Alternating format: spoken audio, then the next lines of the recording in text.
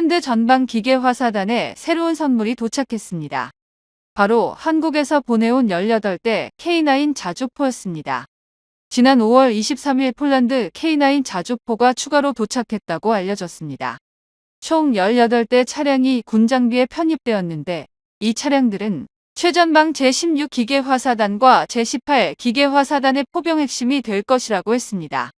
이번에 18대까지 받으면서 폴란드의 K9 자주포 도입 물량이 무려 162문이 되었습니다. 너무나도 빠르게 K9 자주포를 인도받은 폴란드 제18 기계화사단은 사진을 찍어 올렸는데 폴란드 기갑병은 기쁨을 감추지 못하며 K9 자주포 인증 사진을 올리기도 했습니다. 러시아에 맞서 싸우는 최전방 기갑병들에게 K9 자주포는 세계 최강의 무기로 놀라운 자신감을 심어주고 있습니다. 폴란드 매체는 이 자주포는 러시아 국경에 새로운 초강력 무기가 이미 배치되었다라는 제목의 기사를 보도했습니다. 이 매체는 한국의 초강력 무기인 새로운 K9 자주포가 이미 기지치코에 도착했다며 이 무기는 폴란드 군대를 강화할 것이라고 말했습니다. K9 자주포가 도착한 기지치코에서 러시아 국경까지는 직선 거리로 약 30km인데 K9 자주포에서 발사되는 포탄의 사거리보다 짧다는 걸 알 수 있습니다. 이 말은 K9 자주포가 러시아 본토까지 공격할 수 있는 무기라는 것인데요. K9 자주포와 K2 전차 등이 오자마자 폴란드 최전방 제16사단과 제18사단은 한국인들이 직접 배송해줬다며 빠르게 인도받고 있다는 것을 알렸습니다.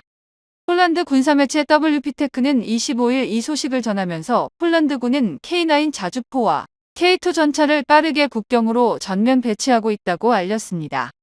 폴란드 군수국은 한국의 K2 우표 전차가 러시아와 벨로루시와 맞닿은 폴란드 국경을 보호하는 임무를 맡고 있다고 전했습니다. K9 자주포 18문이 한 번에 도착하자 폴란드 정부에서는 올해 배정된 물량을 조기 일괄 공급해달라고 요청하고 있습니다. 우크라이나 전쟁 이후 폴란드가 진행한 무기 도입 사업 중 한국과의 방위 산업이 가장 빠른 속도로 진행되고 있는 게 사실인데요. 최근 러시아의 잦은 위협과 러시아 선박 및 항공기가 관련된 사건에 직면한 폴란드는 당장 러시아의 국경의 방위력을 강화하기로 결정했습니다. 실제로 최근 러시아 위협이 심상치 않습니다.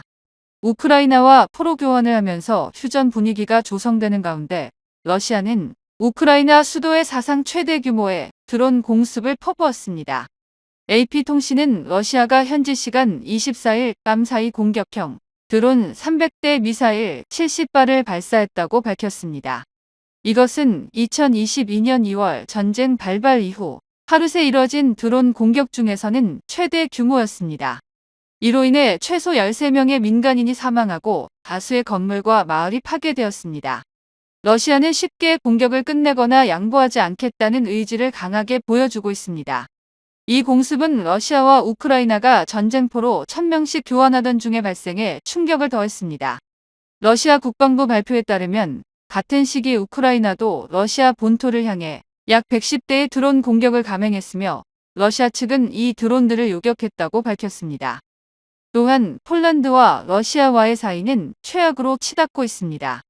지난 4월 러시아는 다음 대상으로 폴란드와 발트 3국을 노릴 수 있다는 보도가 나온 바 있습니다. 세르게이 나르시킨 러시아 대외정보국 국장은 지난 4월 15일 나토가 위협한다면 폴란드와 라트비아, 리투아니아, 에스토니아 등 발트 3국의 파괴적인 결과가 초래할 것이라고 밝혔습니다. 이런 가운데 폴란드는 한국산 무기가 빨리 도입되어 실전 배치할 수 있다는 점이 다행이라고 말하며 지난 4월 노바덴바 훈련장에서는 K9 사용자 클럽 회의의 일환으로 대규모 훈련이 이루어졌습니다. 유럽에서 러시아에 대항하는 가장 대표적인 무기가 등장하며 유럽 전체의 주목을 받았습니다. 또한 폴란드에서는 한국산 천무 다연장 로켓 포마르K를 육군뿐만 아니라 해군 훈련에 투입하고 있습니다. 한국산 천무를 상륙함 등 해군 전력에 통합하는 실전 배치 훈련을 실시하고 있는데요. 이는 러시아의 해안 침투 위협과 칼리닝그라드 등 발트해 연안 러시아군의 상륙을 저지하기 위한 전략적 조치입니다. 폴란드 해군은 상륙함 수송함을 이용해 천무 다연장 로켓을 쏘서 지역 등 전략 거점에 신속히 전개하는 훈련을 진행하고 있습니다. 훈련 목적은 발트해 연안 및 도서 지역에서 러시아군의 상륙이나 병력 이동 경로를 차단하는 데 있습니다.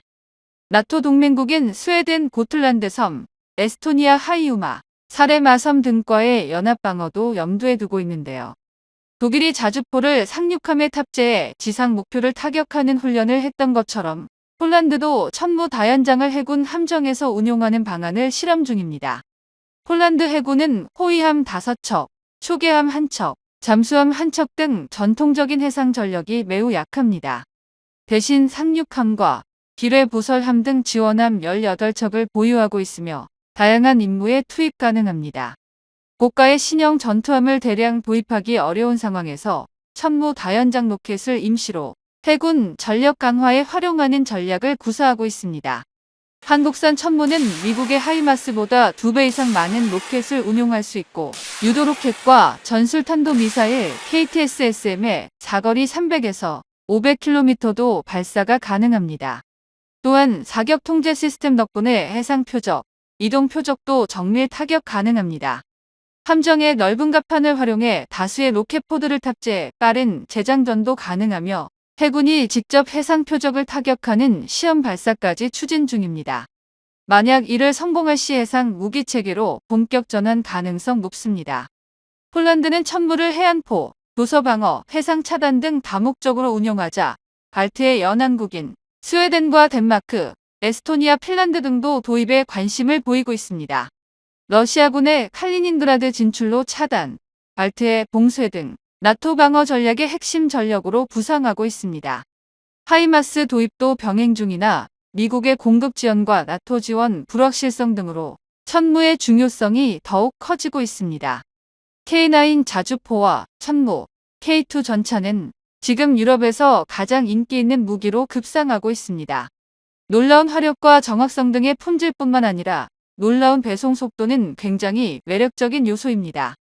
그런데 여기에 한국산 무기의 놀라운 장점이 또 하나 추가되었습니다. 글로벌 군사매체 디펜스 익스프레스는 지난 4월 K2 전차의 적재량이 루마니아 도로 용량을 초과했습니다. 현대차가 해결책을 제시할 수 있을까라는 제목의 기사를 보도했습니다. 루마니아 도로와 고속도로, 기차 선로 등의 적재 용량이 최대 50톤인데 K2 전차는 55톤의 무게를 가지고 있습니다. K9 자주포는 47톤으로 이동에 문제가 없지만 K2 전차는 문제가 된다는 것입니다. 이것이 지금 루마니아가 K2 전차를 선택하는데 문제점이 되고 있다고 했습니다. 그런데 한국은 이를 전부 해결해 준다고 했습니다. 지난해 한국은 루마니아에게 전차 구매와 함께 수송 인프라 투자를 병행할 것을 제안했다고 했습니다. 루마니아 전문가들은 군용과 전기 열차나 트램과 같은 민간 철도 장비를 모두 생산하는 현대자동차가 이러한 전면적인 개편에 필요한 전문 지식을 제공할 수 있다고 했습니다. 심지어 한국에서 화물을 이동시키는 원격 제어 장치도 자체적으로 개발했다고 현대자동차를 높게 평가했습니다. 유럽에서 인지도가 높은 현대차의 계열사인 현대로템을 루마니아는 현대차라고 부르며 큰 기대를 걸고 있습니다. 특히 루마니아 정부가 2024년 콘스탄차 항만 현대화 계획을 발표하자 기자들은 현대와 같은 기업이 탱크 공급업체로서 동시 항만 인프라 개발에 투자하면 놀라운 시너지가 날 것이라고 했습니다. 이것은 지금 한국이 전차 플러스 인프라를 패키지로 수출할 수 있다는 것을 보여주고 있습니다. 유럽의 많은 국가들은 노후화된 교량과 도로 등을 가지고 있어 무거운 전차나 자주포 등이 이동할 때 문제가 생기고 있습니다. 이에 한국은 이를 완전히 해결할 솔루션을 제시하고 있습니다. 그런데 한국의 K9 자주포가 유럽에서 더 큰 대박이 날 수도 있다고 전망하고 있습니다. 유럽 집행위원회는 지난 3월 유럽 내에서 최대 8천억 유로, 한화로 약 1243조 원의 차관을 발표했습니다. 유럽의 야심찬 재무장 계획인데 유럽의 한 매체는 당장 생산량을 늘리지 않으면 이 계획은 완전히 실패할 것이라고 단언했습니다. 아무리 무기 구입에 대규모 자금을 조성해도 단시간 내에 유럽이 무장할 수 없는 현실을 지적한 것입니다. 그러면서 예외로 최근 노르웨이가 K9 자주포 24문을 구입한 것을 예로 들었습니다. 예상 납품일은 2026년 또는 2027년이었습니다. 이것은 이전에 28대의 K9과 14대의 K10 탄약 보급 차량을 인도받은 노르웨이의 재구매로 유럽이 재무장에 착수하는 동안 한국 기업 한화 에어로스페이스에서 훌륭한 사업을 해냈다고 말했습니다. 노르웨이에서는 K9의 목적에 대해서는 의심의 여지가 거의 없다며 러시아와 공유하는 고지대인 북쪽 국경에 대해 러시아가 이상한 생각을 하는 것을 막는 것이라고 했습니다. K9 자주포는 엄청난 기동성을 갖추고 있으며 이미 추운 환경에서 그 가치를 입증했는데 인도군은 중국 국경에 있는 라다크에 얼어붙은 고지대에 이를 배치했다고 했습니다. 자주포 시장에서는 전통적인 방산 강국 프랑스와 독일, 스웨덴, 이스라엘 등이 한국과 경쟁하며 시장 점유율을 높이려고 노력하고 있습니다. 치열한 경쟁 속에서 K9 자주포를 비롯해 천문은 이들을 넘볼 수 없는 가장 선두에 서 있습니다. 대한민국 포탄 시장에 새로운 손님이 찾아왔습니다. 한국은 방위 산업 분야 중에서도 특히 포탄 분야에서 전 세계의 인정을 받고 있는데요. 한국은 미국, 유럽보다 더 빠르고 저렴하게 대량의 포탄을 생산할 수 있어 국제 방산 시장에서 많은 특수를 누려왔습니다. 전차 포탄과 자주포 포탄에 상관없이 한국산 포탄은 유럽 전역에서 러브콜을 받아왔고 수년간 천문학적인 이익을 가져다 주었습니다. 그리고 이러한 방산 수출 이익은 우리 대한민국의 무기 체계를 더욱 발전시키는 선순환 효과를 불러왔습니다. 대표적으로 한국의 포탄 제조 명가인 풍산은 증대되는 포탄 수출 이익을 다시 새로운 포탄 개발의 자본으로 활용했으며 K9 자주포의 사거리를 60km까지 확장한 신형 포탄도 이러한 선순환 효과를 통해 개발될 수 있었는데요.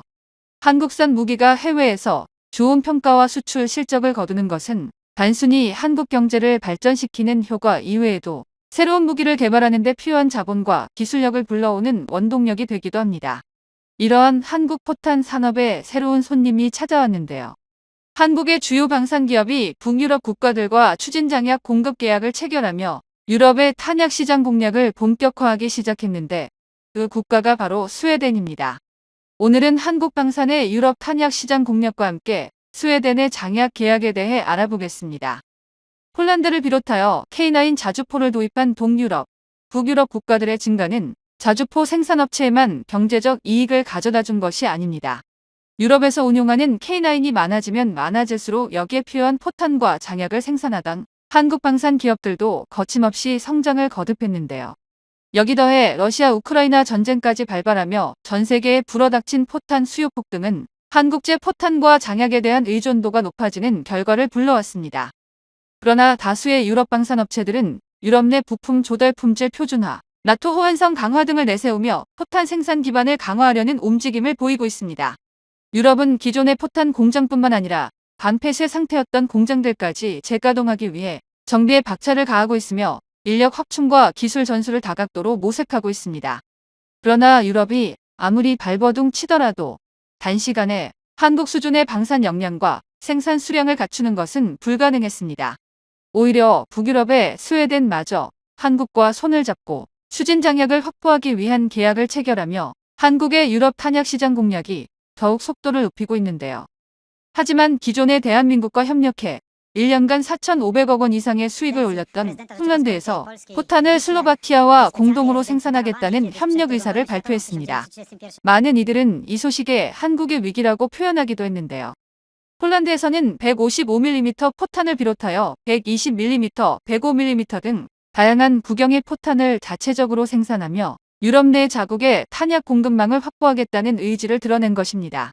러시아 우크라이나 전쟁 이후 미국과 유럽의 주요 방산 강국이 포탄 생산량을 증대하는 시도를 계속해왔지만 폴란드가 자체적으로 포탄 생산 역량을 증대하는 것은 전혀 다른 문제인데요. 한국의 포탄 수출에 가장 많은 비중을 차지하고 있던 폴란드가 한국산 포탄 구입 수량을 감소한다면 결국 한국 방산 기업은 감소한 주문량만큼 금전적 손해를 입을 수밖에 없습니다. 이런 와중에 스웨덴이 한국산 장약을 구매하는 것은 그 의미가 사뭇 남다릅니다. 폴란드, 노르웨이, 핀란드 등 기존의 K9 자주포를 사용하는 나라들은 당연히 한국산 포탄과 장약을 도입하는 것이 자연스러운 일이었습니다. 나토제 포탄과 K9 자주포의 호환성이 검증되기는 했지만 한국이 K9에 맞춰 제작한 포탄과 장약을 도입하는 것이 해당 국가들에게도 전술적으로 더 좋았기 때문인데요. 하지만 스웨덴은 K9 자주포를 사용하지 않는 나라입니다. 게다가 스웨덴은 한국산 자주포를 사용하지 않는 것뿐만 아니라 아예 자체적으로 아처 자주포를 개발하여 유럽에서 자주 개발과 운용에 있어 손꼽히는 강국으로 평가받고 있습니다. 그러한 스웨덴이 자체적으로 장약을 생산하거나 유럽제 장약을 사용하는 것이 아닌 한국산 장약을 도입한다는 건 엄청난 사건입니다. 통상적으로 자주포를 자체 개발할 수 있는 나라라면 자신들이 개발한 자주포에서 운용하기 적합한 장약과 포탄도 함께 개발하여 군을 운용하는 것이 기본입니다. 그래야 자주포의 운용 효율을 극대화할 수 있으며 이는 스웨덴도 마찬가지였습니다. 그러나 여전히 해소되지 않는 포탄과 장약 공급 문제는 결국 스웨덴의 자체 생산 역량만으로는 해결이 불가능했으며 한국 방산의 도움을 요청하게 된 것인데요. 스웨덴의 이러한 행보는 크게 두 가지 측면에서 한국 방산의 유럽 시장 확대에 큰 도움이 될 수 있습니다. 먼저 한국이 제조한 포탄과 장약이 나토제 무기들과 원활히 호환된다는 홍보 효과를 거둘 수 있습니다. 한국은 이미 자주포 개발 단계에서부터 자유진영의 표준 구경이라 할 수 있는 155mm를 기준으로 포신 구경을 선택하고 포탄과 장약을 개발해왔습니다. 따라서 그동안 한국산 포탄과 장약은 같은 구경을 사용하는 미국이나 유럽제 자주포와의 호환에 전혀 이상이 없었지만 이를 한국이 홍보하는 것과 나토 소속 국가인 스웨덴이 홍보하는 건 매우 다른 효과를 불러올 수 있습니다. 한국이 제 아무리 나토와의 호환성을 강조하더라도 한국 방산의 확장을 견제하려는 EU에겐 아무런 소용이 없을 수 있는데요. 그러나 스웨덴이 유럽 내 다국적 훈련 등에서 직접 한국산 장약을 사용하는 모습을 보인다면 그 자체만으로도 EU나 나토에서 한국을 견제한다는 것을 반감시킬 수 있습니다. 여기에 더해 한국이 생산한 포탄과 장약이 유럽 시장을 선점하는 효과도 무시할 수 없습니다. 비록 유럽 각국이 포탄과 관련된 생산 시설과 인력을 재정비하고 지금보다 2배 이상의 탄약 생산량을 확보하겠다고 선언했지만 유럽이 목표로 하는 수치를 달성하기 위해서는 적어도 2030년이 되어야만 가능합니다. 2024년 말을 기준으로는 최소 5년 이상의 시간이 필요한 것인데요. 냉전 중식 이후 20년 넘게 군축을 진행해온 유럽이 다시 과거처럼 방산 역량을 구비하기 위해서는 당연히 오랜 시간이 필요합니다. 이 3년의 짧은 시간 안에 공장을 건설하고 숙련된 기술자를 양성하는 것은 사실상 불가능하기 때문입니다. 그러나 한국은 불과 1-2년 안에 탄약 공급량을 증설할 수 있는 역량을 갖추고 있습니다. 이미 한국 방산기업은 스웨덴과 추진장약 공급 계약을 체결하기에 앞서 지난 9월에 6,600억 원 이상의 예산을 들여 장약 생산 공장을 증설하는 계획을 발표했습니다. 공장 증설은 2026년 말까지 완공을 목표로 하고 있어 유럽보다 더 빠른 시간 안에 생산 인프라를 확충할 전망입니다.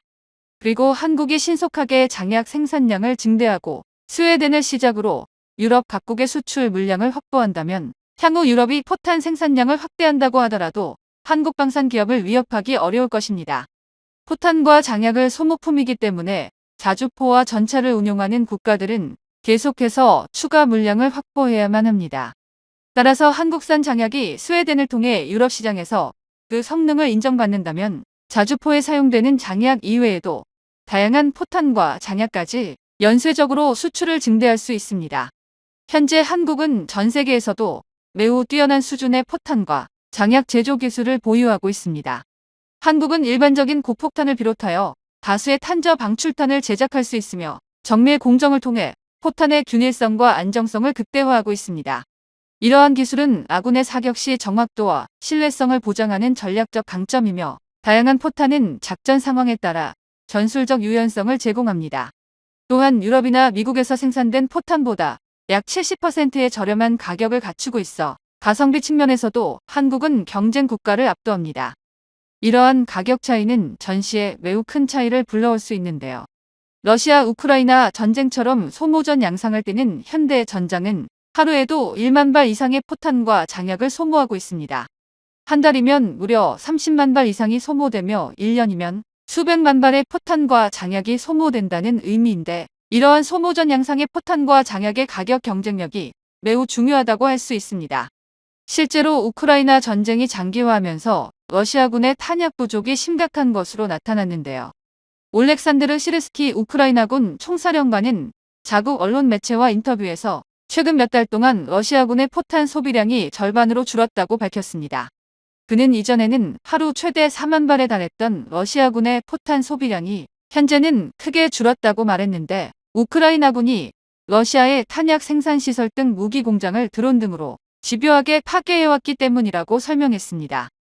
이 밖에도 한국산 장약을 극한의 환경에서도 연소 특성이 안정적이며 폭발 위험이 낮아 안전성이 높다는 장점도 갖추고 있는데요. 장약을 외부 환경과 기후에 따라 성능에 많은 영향을 받을 수 있습니다. 독일을 비롯한 유럽의 방산 강국들은 나름대로 포탄과 장약 기술을 가지고 있지만, 이들은 대부분 온화한 유럽 기후를 기준으로 제작되어 극한의 환경 조건에서는 온전히 모든 성능을 끌어내지 못하는 경우가 많습니다. 반면 한국은 영하 20도 이하로 떨어지는 혹한의 추위나 영상 40도를 넘나드는 극악의 폭염에서 일정하게 장약 성능을 유지할 수 있어 작전의 변수를 최소화할 수 있습니다. 그렇기 때문에 북유럽 등 혹한의 작전 환경을 지닌 나라들은 독일제 장약보다 한국산을 사용하는 것이 전술적으로 더욱 적합합니다.